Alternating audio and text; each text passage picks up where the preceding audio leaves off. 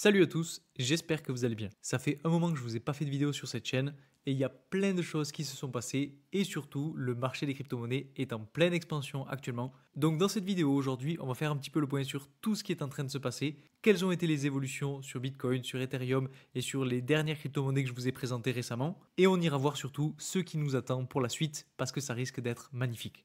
Alors comme vous le voyez sur le graphique, actuellement on a un Bitcoin qui est autour des 104 300 dollars et qui a bien rebondi sur la zone d'intérêt que je vous avais tracée entre 76 000 dollars et 69 000 dollars. Donc c'est très très bon signe et sur du long terme, ça montre qu'on est venu sur un point clé et que le marché est maintenant prêt à repartir. Donc depuis ce point-là, on a quand même connu une très belle variation du prix puisque en quelques semaines, on est venu chercher 41% de hausse, donc c'est vraiment très propre. Et en fait, tout simplement, ce qu'on a eu, c'est qu'on est venu se reposer sur l'ancien niveau de résistance du dernier sommet historique du précédent bull run.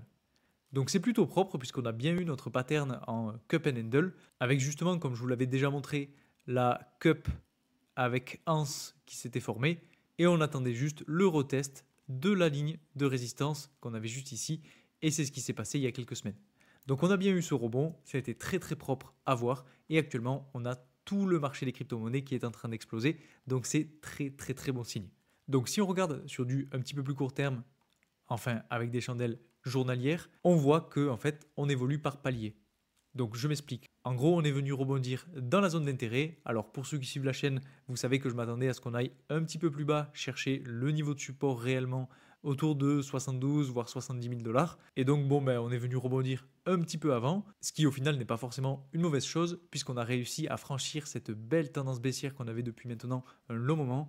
Et une fois qu'on l'a franchi, vous voyez, on a réussi à exploser et à sortir à la hausse. Et ce qu'on est en train de faire actuellement, c'est très propre puisqu'on vient évoluer par palier, c'est-à-dire qu'on a une évolution à la hausse, une phase d'accumulation ou de stagnation, une seconde phase haussière, accumulation, etc. Donc vous voyez qu'on évolue en escalier. Et actuellement, donc on a eu notre fameuse dernière poussée à la hausse qui nous a permis de passer de 93 000 à presque 105 000 dollars et qu'actuellement on est sur le point de réaliser une nouvelle phase d'accumulation à partir de ce niveau-là. Donc on pourrait avoir, pourquoi pas, quelque chose comme ça avec une phase latérale qui se poursuive pendant quelques jours, un petit peu comme ce qui s'est passé juste ici ou juste ici, pour ensuite pouvoir réévoluer une nouvelle fois à la hausse. Si on a ce type d'évolution à la hausse, ça peut être très très bon signe puisque on ira sûrement chercher des ATH et on ira sûrement chercher aussi la tendance haussière qu'on a depuis maintenant très longtemps. Si je repars sur des chandelles hebdomadaires, vous voyez qu'en fait cette tendance haussière, on l'a matérialisée sur les précédents sommets historiques, c'est-à-dire donc ce sommet et les deux sommets du précédent bull run. Donc ça va devenir un point clé qu'il faudra surveiller de très près. Et si on arrive justement à franchir cette tendance haussière, alors là ça peut être exceptionnel puisqu'on risque d'avoir une explosion à la hausse encore plus prononcée sur le Bitcoin. Et donc qui dit explosion à la hausse du Bitcoin dit aussi explosion à la hausse de tous les altcoins. Parce que tous les altcoins sont en train de suivre et justement la liquidité est en train de basculer sur Ethereum. C'est pour ça qu'on a eu là aussi une surperformance d'Ethereum par rapport à Bitcoin ces derniers jours. Alors bien entendu, il n'y a pas que ça, puisque si je dis pas de bêtises, il me semble que Ethereum prépare ou a déjà fait une mise à jour de son réseau. Si vous avez plus d'infos, n'hésitez pas à les mettre en commentaire de cette vidéo parce que ça m'intéresse. Mais en tout cas, voilà, Ethereum a bien surperformé le marché ces derniers jours et c'est plutôt très bon signe, et notamment aussi pour tous les autres altcoins. Mais bon, pour l'instant on est sur Bitcoin, on parlera des altcoins un petit peu après dans cette vidéo. Alors pour continuer l'analyse sur Bitcoin, on va rapidement aller en journalier, je vais faire un petit peu de ménage. Et ce que je voulais simplement vous dire, c'est que si on n'arrive pas à faire justement cette phase d'accumulation et qu'on repart sur une phase de correction, et bien là pour le coup, si on se base par exemple sur des chandelles de 4 heures, on pourrait pourquoi pas s'attendre à un petit retracement. Et pour essayer d'identifier le type de retracement qu'on pourrait avoir, eh bien on va tracer nos Fibonacci du point bas au point haut. On va chercher notre petite zone OTE qui est plutôt assez significative puisqu'en fait elle se trouve au même niveau qu'un order block et qu'en plus de ça on voit qu'on a de l'imbalance. Donc si je le trace, en gros on pourrait avoir de l'imbalance entre cette bougie, enfin cette mèche de chandelle et cette mèche de chandelle qui nous donnerait un petit peu cette zone là. Alors attention parce qu'on en a un petit peu au-dessus, mais bon honnêtement je pense que si on a des confluences comme celle-ci entre l'imbalance, l'OTE et un order block, on pourrait pourquoi pas avoir un prix du Bitcoin qui retourne chercher pourquoi pas cette zone autour des 97, enfin un petit peu en dessous de la barre symbolique des 100 000 dollars pour ensuite repartir à la hausse. Et ça, en fait, ça pourrait être impulsé par le fait que tout simplement, on a laissé ouvert un gap puisque vous voyez que sur le CME, en fait, on est resté à 103 640. Actuellement sur Bitcoin, on est à 104 200 au moment où je tourne cette vidéo. Donc pourquoi pas aller combler justement le gap CME qu'on a laissé, amorcer une petite tendance baissière pour retourner chercher cette zone-là entre 98 000 et 96 500 et ensuite réenclencher une nouvelle tendance haussière. Ça, c'est bien entendu si, comme je vous l'ai dit tout à l'heure, on a une tendance baissière qui s'enclenche et qu'on ne valide pas tout simplement la phase d'accumulation. Et puis, deuxième point qui me fait dire ça, c'est que en fait, quand on regarde le RSI sur des chandelles de 4 heures, on voit qu'on est quand même monté assez haut et qu'on a une divergence maintenant qui est en train de se faire, c'est-à-dire qu'on a un prix qui évolue à la hausse et un RSI qui évolue à la baisse. Donc pourquoi pas s'attendre à avoir une petite phase de correction, vraiment ce sera pas grand-chose puisqu'on est sur des chandelles de 4 heures, mais en gros, voilà, on reviendrait tester les 100 000 dollars, pourquoi pas casser un petit peu en dessous, prendre de la liquidité et repartir petit à petit à la hausse pour continuer l'évolution haussière sur Bitcoin. Enfin bref, ça c'était juste le scénario le plus baissier, on va dire, pour l'instant sur Bitcoin, parce qu'on est vraiment sur une belle tendance haussière.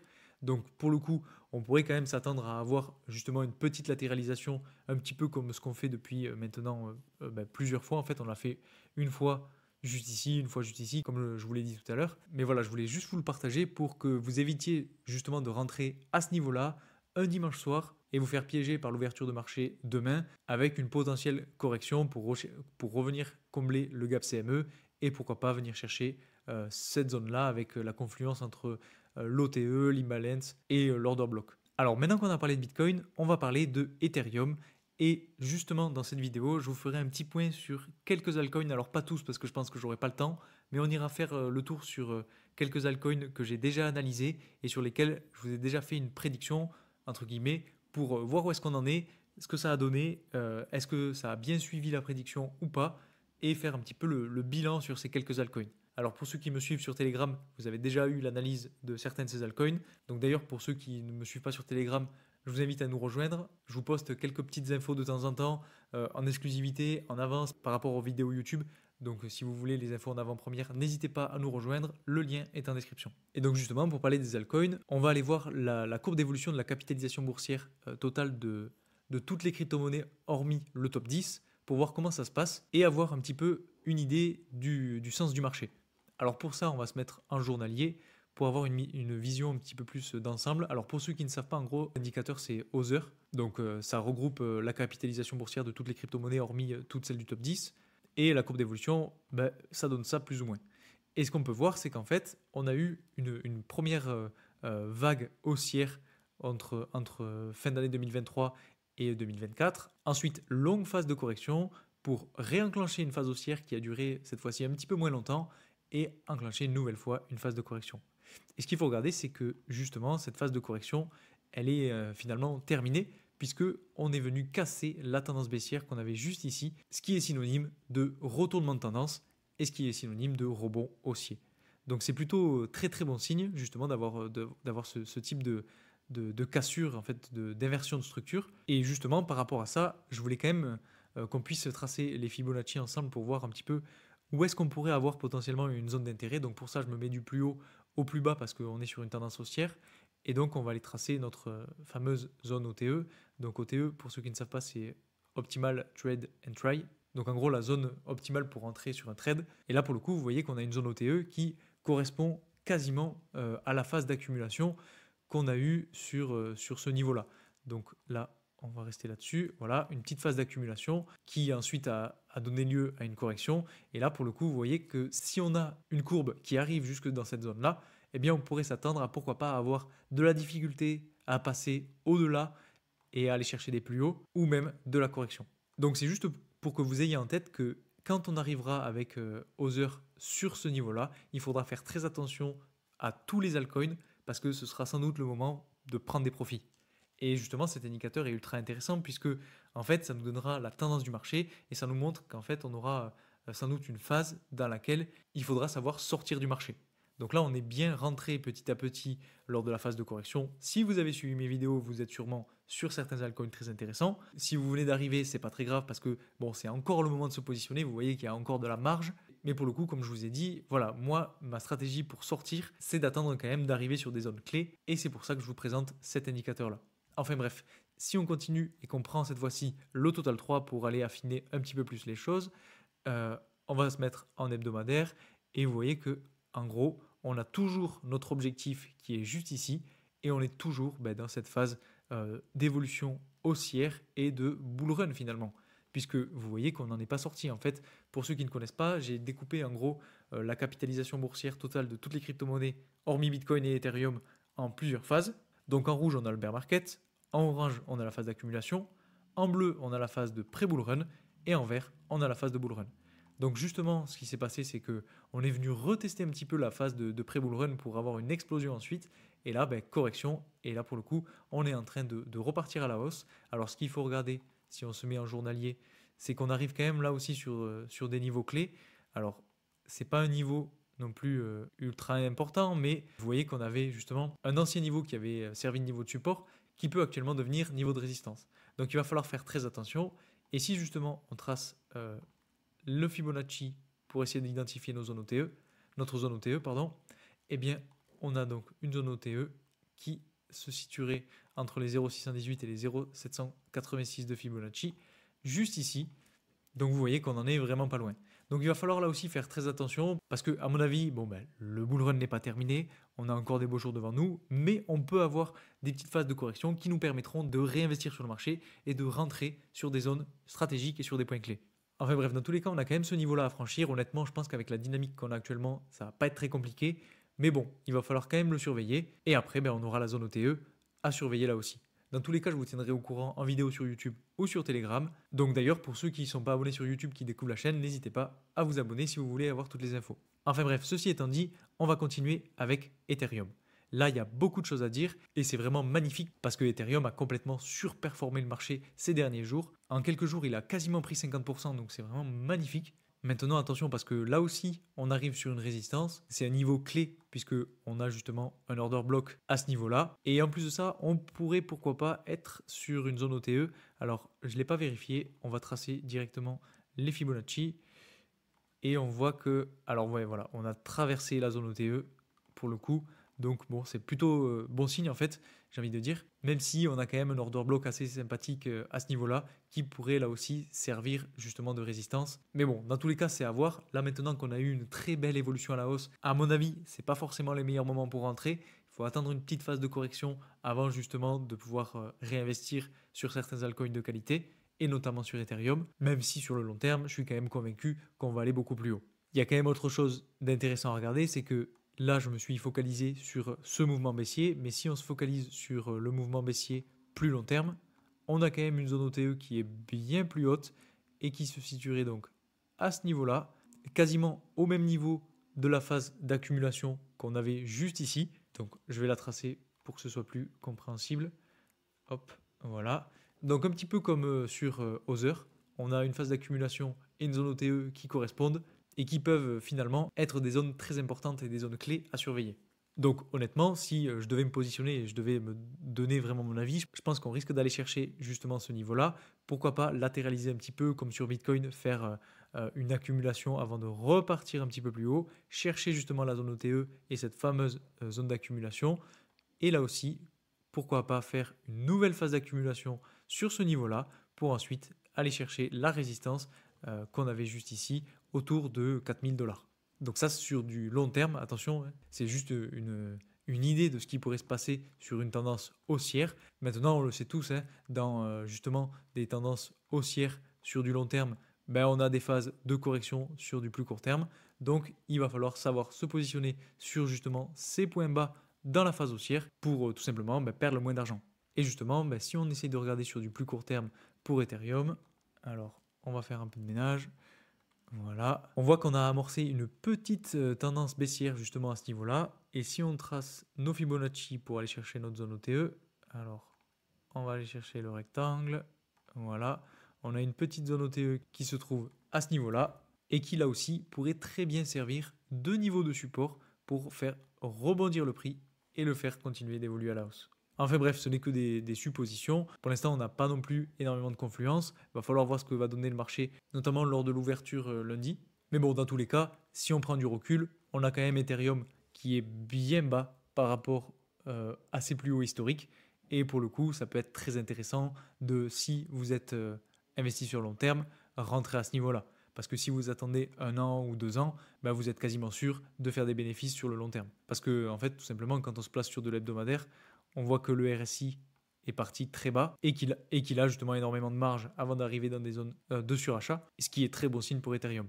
Juste avant de passer à l'analyse des quelques altcoins, je voulais quand même vous parler de quelque chose qui est assez intéressant et dont je ne vous ai pas vraiment beaucoup parlé ces derniers temps, parce que honnêtement, moi, j'avais pas trop investi dessus, mais en fait, pour le coup, c'est des investissements ultra rentables et pas risqués du tout. Il faut juste être assidu, il faut juste les suivre, et c'est finalement les tokens qui sont lancés sur BitGet via le launch pool. Donc là, pour le coup, on a un launch pool en cours, c'est Obol. On a une pool BGB avec 15% d'APR et une pool Obol avec 93,42% d'APR. Et en gros, pour en profiter, ce que vous avez à faire, c'est de bloquer vos BGB sur la pool BGB ou bloquer vos Obol sur la pool Obol pour avoir des rendements. Et une fois que le projet est lancé, pour vous récompenser, ben vous avez vos tokens qui sont redistribués.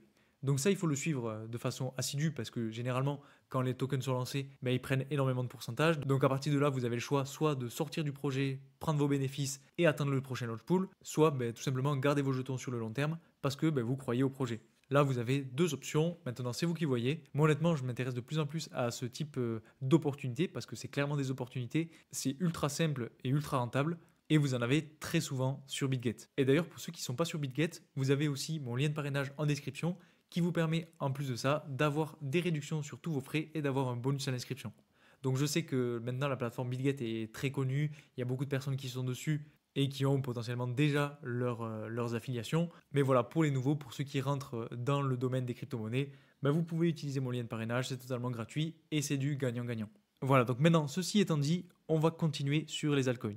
Et le premier altcoin dont je voulais vous parler et qui est très très intéressant, c'est du Solana. Parce que sur Solana, l'analyse fonctionne vraiment à merveille. Vous voyez que depuis mars dernier, je vous ai présenté mon analyse sur Solana et en fait, tout simplement, tout se passe à merveille. On est venu chercher le niveau de support et depuis, on n'arrête pas d'évoluer à la hausse. Et pour le coup, vous voyez que l'objectif principal, il est autour des 400 $, mais que par contre, il va quand même falloir faire attention à la zone OTE qu'on a juste ici.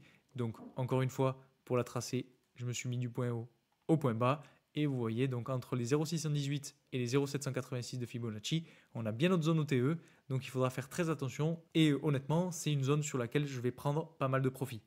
Parce que, tout simplement, c'est une zone sur laquelle on risque d'avoir derrière un petit peu de correction. Surtout qu'en plus, quand on regarde, on voit qu'on a de l'imbalance. Alors, attendez, là, je vais le tracer, mais on est en weekly, donc ça peut être différent sur d'autres time frames. Mais en gros, hop, juste ici, on a un petit peu d'imbalance qui peut venir conforter le fait qu'on ait un petit temps de correction autour des 200 $. Dans tous les cas, bien entendu, je vous tiendrai au courant. Pour l'instant, on a encore un petit peu de marge avant d'y arriver. Là, pour l'instant, on évolue bien à la hausse. On a fait une évolution de quasiment 90% sur Solana en quelques semaines. C'est vraiment magnifique. Ça fait ultra plaisir. Ça fait du bien au portefeuille. Je pense que tous vos portefeuilles sont retournés dans le vert.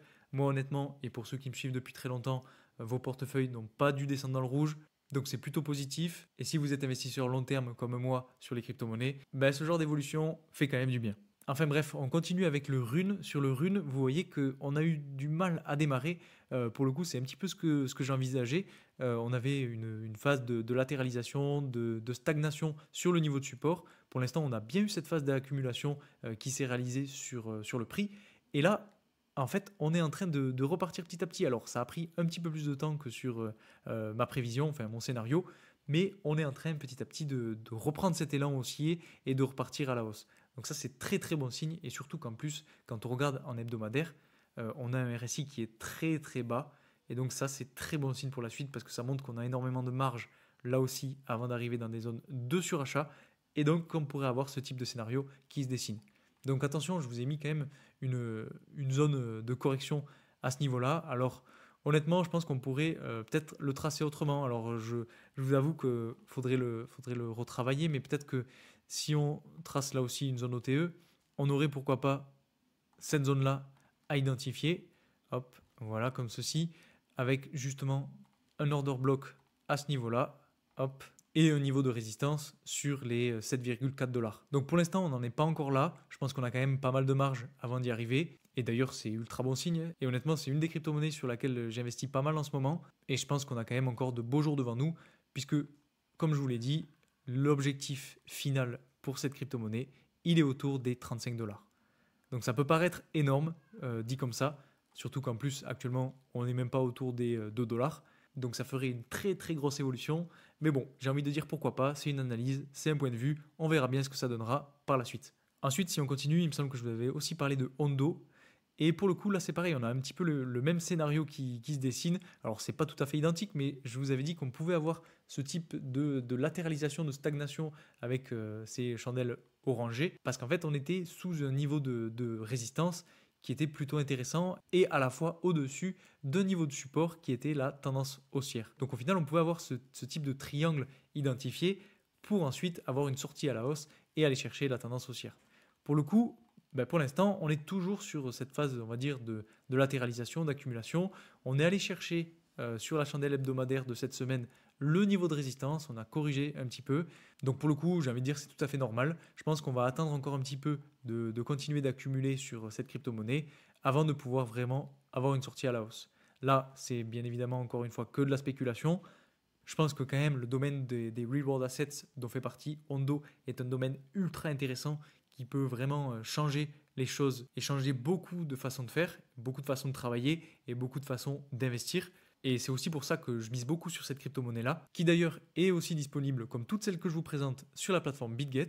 Et en gros là-dessus, pour affiner un petit peu l'analyse, si on retrace nos Fibonacci et qu'on essaye de voir la zone d'intérêt, on aurait potentiellement une zone d'intérêt à ce niveau-là, qui pourrait tout simplement être une zone de prise de profit en fait. Donc on va voir ce que ça va donner. J'espère qu'on ira chercher cette zone-là et j'espère aussi qu'on viendra la casser à la hausse pour aller chercher justement les 3 $, parce qu'au final c'est l'objectif pour cette crypto-monnaie-là et pour ce bull run, en tout cas pour ma part. Mais on aura quand même un palier autour des 1,7 $ à pas négliger. Dans tous les cas, là aussi je vous tiendrai au courant. Si on arrive jusqu'ici, je vous dirai que ce sera le moment de prendre des profits, de sécuriser vraiment vos investissements, parce que si vous rentrez juste ici, même si on rentre aujourd'hui par exemple au plus haut de la journée et qu'on va chercher rien que la zone OTE, on est sur 70% d'évolution à la hausse. Donc c'est vraiment, vraiment pas mal. Enfin bref, je pense que je vais m'arrêter là aujourd'hui pour l'analyse des crypto-monnaies. Si vous avez une crypto-monnaie en particulier que vous voulez que j'analyse, mettez-la moi en commentaire. Je pense que je prendrai celles qui sont le plus likées ou celles qui apparaissent le plus dans les commentaires et je ferai une petite analyse dessus en détail avec des zones d'intérêt, des objectifs de prix, etc. Donc si ça vous intéresse, mettez-le en commentaire.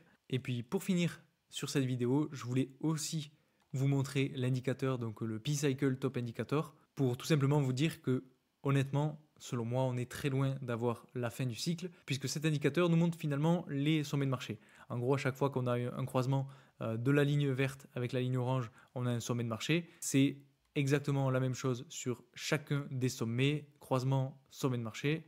Là, c'est pareil, croisement, sommet de marché, etc. Bref, pour ceux qui suivent la chaîne, je vous ai déjà présenté cet indicateur, vous connaissez la musique, et actuellement, quand on regarde, on voit qu'on est très loin d'avoir un croisement entre ces deux lignes, et donc ce qui veut dire qu'on a énormément de marge avant d'avoir un sommet de marché. Donc honnêtement, je pense que Bitcoin peut très très bien franchir cette tendance haussière et aller chercher au-delà des 120 000 $ dans pas si longtemps et dans potentiellement quelques mois. Enfin bref, je vous ferai peut-être une analyse sur où est-ce que je vois Bitcoin aller pour ce bull run dans une de mes prochaines vidéos. Dans tous les cas, si vous aimez ce type d'analyse, n'oubliez pas de mettre un like sur cette vidéo, un commentaire, aussi même de partager cette vidéo à vos amis. Ça m'aidera pour continuer. Je sais que j'ai pas fait de vidéo ces derniers temps parce que en fait j'en avais un peu marre de répéter toujours les mêmes choses parce qu'on était sur une phase latérale, on était en train de corriger. Je vous disais toujours qu'on avait une zone d'intérêt, etc. C'était un petit peu toujours la même chose. Donc je voulais pas non plus vous gaver avec ça. Pour ceux qui suivent la chaîne régulièrement, vous aviez mon avis, vous saviez ce que je pensais du marché. Maintenant les choses ont évolué, donc on repart pour une nouvelle série, un nouveau cycle haussier, de nouvelles bases. Et donc si vous êtes nouveau sur cette chaîne, n'hésitez pas aussi à vous abonner. Donc un grand merci pour tout votre soutien et moi je vous dis à la semaine prochaine pour de nouvelles vidéos.